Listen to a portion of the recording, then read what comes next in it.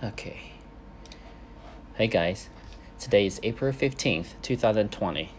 So in this video, I'm gonna talk about the series 2 of the truth during early days of coronavirus outbreak in Wuhan, China. In this video, I will focus on talking about comparison between the CCP's lies and also the truth. So from the comparison, we'll be able to learn what kind of lies that CCP was telling and to show their incompetence and the evilness of the CCP. I will briefly overview some of the critical timelines, the truth and the fact, and also their lies from CCP's mainstream media and their data and some of their reports. So here I listed some of the critical timeline event of this coronavirus outbreak in Wuhan early days. On the left column side, I have the CCP's lies, and the first one they lied about was they stated this COVID-19 originated in a wet market in Wuhan, and the first infection was discovered in early December. And then in late December to early January, the CCP was telling the public this COVID-19 was okay, was not very dangerous, everything is under control, and this virus will not transmit human to human, and it's not as deadly as people suspected. So instead of investigating the origin of the coronavirus, so they were trying to cover up the truth. So what they did was, instead of send people to investigate the wet market, they were sanitizing the whole market multiple times in order to destroy the evidence. So unfortunately, right now, probably the most precious original evidence was lost. I'm not sure how to recover, but there should be a way. It may be documented, it may be missed somewhere. And meanwhile, from even late December to all the way till right now, I think the CCP is still spreading rumors, and of course not true, which is not true. And one of the biggest rumor they were talking about is that there was brainwashing the Chinese ordinary people that this virus could be a bioweapon from Western world, particularly US, and it was targeted only on Asian and Chinese, because in the early days when it happened in Wuhan, there was very few report about Westerners were infected and died. So they spread this kind of rumor in a very famous cell phone app called WeChat. And if you're familiar with how WeChat works, and which also I just recently learned, by the way, WeChat is kind of like a darknet software, and the news and rumors and a lot of informations in WeChat, you can't really find it elsewhere. You Google it, you use other search engines, other internet, you cannot find them at all. So, but CCP use that software to track what people are talking about, and to track all the rumors, and also trying to use it as a tool to brainwash normal Chinese people, which is very evil. Anyway, so if we compare the fact, I summarize some of the reliable and reputable journals like Science or Lancet. So what they report is that the first possible patients was actually infected as early as November, and the first few dozens of people were infected. Some of them are not related to Wuhan wet market at all. So the origin of this coronavirus in that wet market is doubtable. We need a further investigation. And at the end of 2019, several whistleblowers came out to warn the public about the rapid transmission of this coronavirus sorry, at that time, they didn't know it's a coronavirus, but they call it unknown SARS-like virus. So they started to warn the public in Wuhan and in Hubei province about this. So you know what CCP did? They arrested them. So the 8 whistleblowers were arrested and punished due to the spreading so-called unreliable rumors and scary rumors about this unknown pneumonia in Wuhan. And basically, they tried really hard, CCP tried really hard to cover up the truth about the human-to-human transmission, about the deadly nature of this SARS-like virus. So that caused this epidemic gradually turn into a pandemic all over China and eventually all over the world. And because the CCP was lying about the coronavirus, they didn't share the truth, they didn't take effective action. So they keep telling people everything is safe. So like on the left side, I'm showing the picture that tens of thousands Wuhan people were still celebrating group festivals, even in January 18, when the CCP already knew hundreds of Wuhan citizens were already affected, and this virus was very contagious. So they told them that, oh, it's fine, don't cancel it, because it's only like 2 or 3 weeks away from Chinese most important Spring Festival. They don't want to ruin the festival. So as a result, hundreds of thousands of people were infected.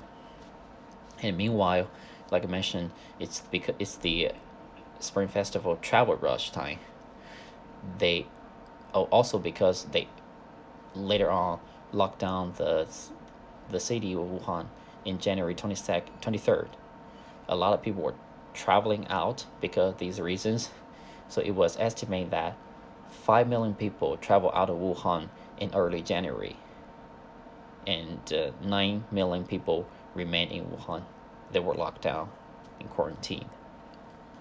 And think about 5 million people. You know, if we took Diamond Princess and some other cruise, and also the early cases in travel in Japan, Thailand, US, and Europe, there are at least 0.1% to 1% of infection. That's a lot of people. So at least a few thousand people who were infected travel all over the world. Of course, mostly in China, but some people travel all over the world and started spreading the virus, while CCP is still ignoring about the fact and still trying to cover up really hard. And in this slide, I'm showing a few examples about the incompetence of CCP.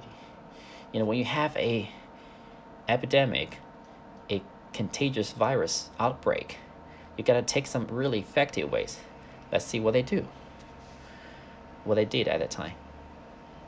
And the Wuhan and the Hubei province were locked down in January 23rd. The adjacent provinces started to simply cut off the traffic routes with Wuhan or Hubei province. They just simply cut off the road and blocking people from traveling out of Wuhan, out of Hubei province. And if you're infected, the police officer or law enforcement officers, they may just simply blocking your doors physically to force you to a mandatory quarantine. I mean, I understand you gotta quarantine people, but irresponsibly quarantine those people is really bad, because how do you know they will be safe? What if there is some medical emergency? What if they run out of medical supplies or food supplies? What are you going to do? Are you going to just let them die in the unit, in their home? I don't know. I've heard hundreds of tragedies just because people are not allowed to go out. They couldn't take medical treatment or other necessary treatment. It's really sad. It caused a lot of tragedies, and this completely shows the stupidity and incompetence of CCP. You know, you're taking this kind of stupid actions. What kind of consequence They just don't care. It's really silly. So if you watch the news, because I know a lot of US people, they're not accessible to Chinese website, or they don't understand what's going on. If you, like me, I've been tracking the news in mainstream media in China, you will find a lot of inconsistency.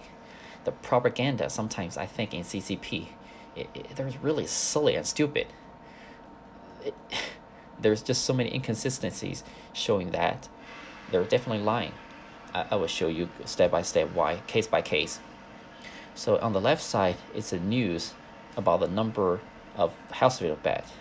So on January 25th, there's a news from Xinhua Net. It's like a top 1, top 2 media in China. It's like official ones, of course, CCP, from CCP. So the Wuhan, they had over 10,000 hospital beds to accommodate coronavirus patients. But if you compare the official infection data at that time, it only shown about 2,000 infections. Then I wonder, why would you need 10,000 hospital beds to accommodate 2,000 infections? Which one is correct? So there's some other news about showing the incompetence.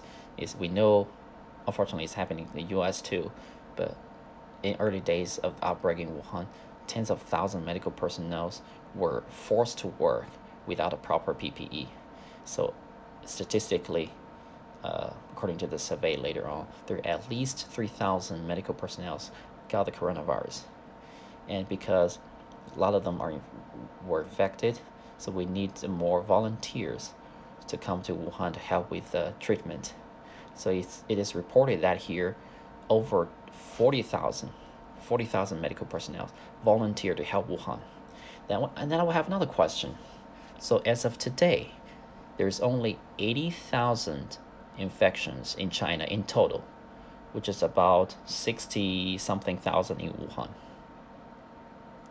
The Wuhan already have 20 to 30,000 medical personnel, so plus 40,000 make it about 60, 70,000. Why do you need so many medical people? You only have 60,000. So does that mean in the last 3 months, each doctor or nurses only cure or took care of 1 patient per month, or per 3 months? It's not scalable. So if you think that at least 1 doctor or nurses that will take care of multiple patients over that period of time, do the math. I don't know, 3 times, 4 times, 5 times that number, maybe even more. So I don't know about the truth, but from the inconsistency of their statistics, you definitely know they're lying, because it doesn't make sense. Well, you'll find even more rumors later on. So there's very scary news actually. When I saw this, I was shocked.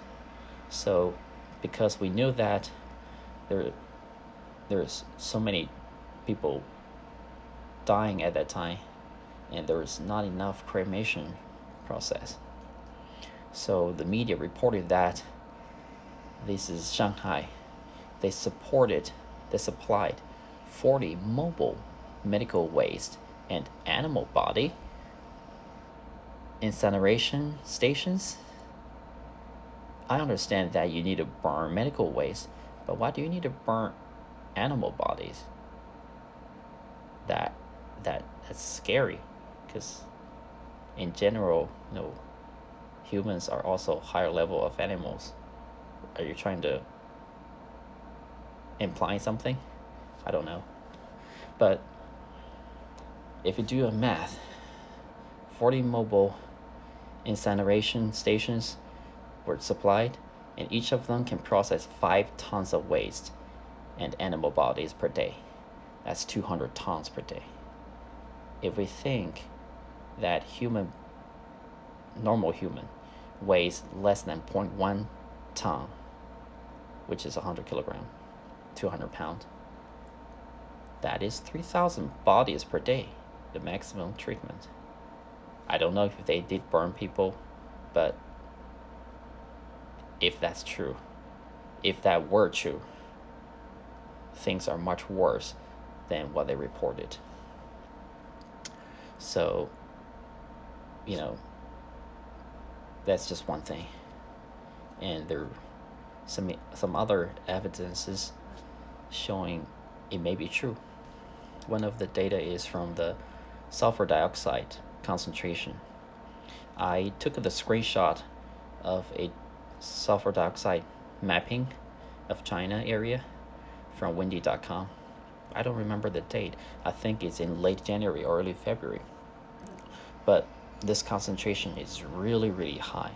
The normal concentration of sulfur dioxide on average per day should be less than 10 to 20 micrograms per meter cube.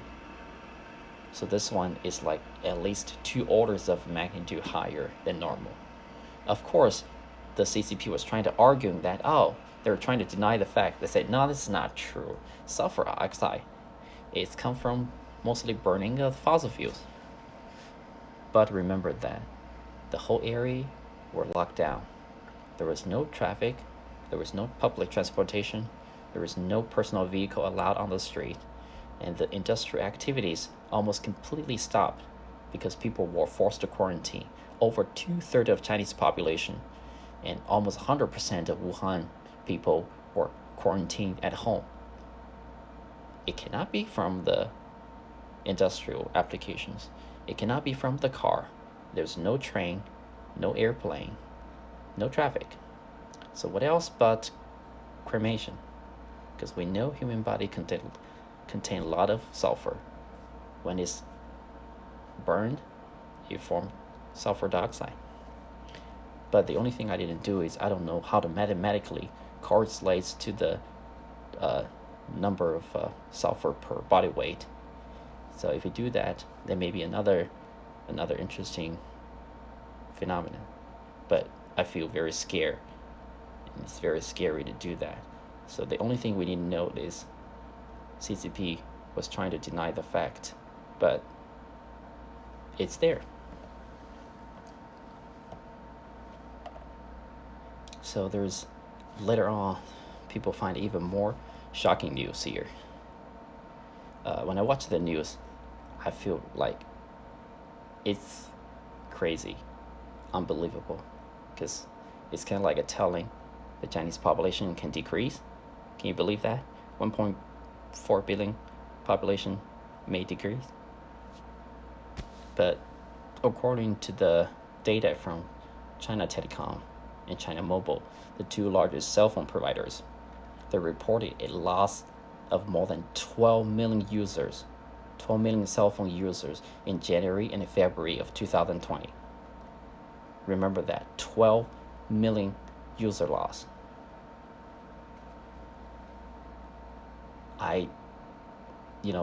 The later on in the Chinese report, they're saying that it may be due to the economical impact. A lot of people lost their jobs, they don't have money, so they discontinue their line. I understand that's probably true. I know.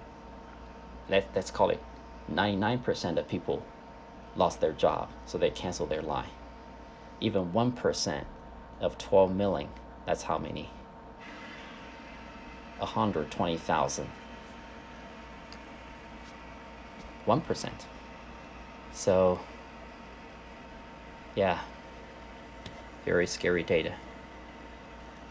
And later on, there's another guy, I think he's the worker in one of the crematory in Wuhan. He posted a Twitter-like, I think it's Weibo, just like a Twitter-like, and he was saying that when that one of the 7 crematories from March 23rd till April 5th, which is 2 weeks, 14 days, they were trying to return 500 caskets per day to the dead people's family members. If we do a simple math, 14 times 500, that's 700. That's 7,000. 7,000 deaths. But if we compare the official death numbers from CCP, it's only 2,531 in Wuhan, 3,341 in China in total. And these numbers doesn't match. And remember, that's the only one of 7 crematories in Wuhan only, not including outside of Wuhan. I don't know what is the real number, but from all the last 3 slides, we can see that it's definitely much more than the official numbers. I don't know what it is. We probably will not find out only until they were taken down. So, but from all of these, the only and the most important information we can summarize is the CCP was lying, and is probably still lying, and will lie to the public about the truth. So we have to, so that's why I make all these series, to revisit, to review, and they cannot deny this. These are the truth. I mean, there's so many inconsistencies. Which one should I trust? Right? So if we understand that, and we can hopefully, probably, maybe you have discovered the incompetence and the stupidity of the CCP, and also the evilness of them, because the senior leaders, actually, there's not everybody in China belongs to CCP. There's only 90 million CCP party members, and most of them are actually also decent people. It's their job. They're lower level workers and help to make the organization and the government working. But the senior leaders, they're really, really stupid, but also evil. And all these actions they had taken, they were trying to cover, it is just showing the stupidity. I don't know why they do this, but for whatever the reasons, it is what it was. So that's why I say in this video, I didn't focus on the origin of this coronavirus, which I'm going to do one maybe in the series 4 or 5, because that's really complicated. I gotta spend more time to make sure my slides are correct. But either with that, regardless of that, the incompetence, dishonesty, non-transparency, and evilness of the CCP undoubtedly caused this widespread of the coronavirus. And it has killed many people, definitely more than what they claimed, what they reported. So we have to understand the situation. The CCP has been trying really hard to cover up the truth about this virus. Not only just the dead people, but also about the fatality of this virus. And in the next slide, I don't know if I can do it, because I've heard they already delete some of the truth, because they knew they were stupid. After they figured it out, they're trying to delete those news, those reports, and try to wipe it off from the record. But they couldn't do it because many people already took the screenshot, took the video. They can't deny it. But as of in US, we still need to understand, we're still in a very dangerous situation. There's other problem with the Western media too. They're also have biased opinions, and sometimes we don't see the truth either. But we still, what we know so far definitely is this virus is still very contagious and deadly, and the daily infection numbers goes up by 30,000 per day, and the death number increased by 2,000 per day, and soon we'll probably see 1 million infections in US soon and over 50,000 deaths. So we have to be extremely careful, take it even more seriously, and stop the spreading of this virus. And I guess that's it for today's video. So please don't get the virus and don't pass to others. And stay safe, stay healthy, and try to help each other as much as we can, and be kind, and be nice. But also, don't panic. Be confident. I'm pretty sure with everybody's help, with everybody working together, we soon will win this battle over against this virus. So thank you again for your time for watching, and I will see you next time in the series number 3. Bye-bye.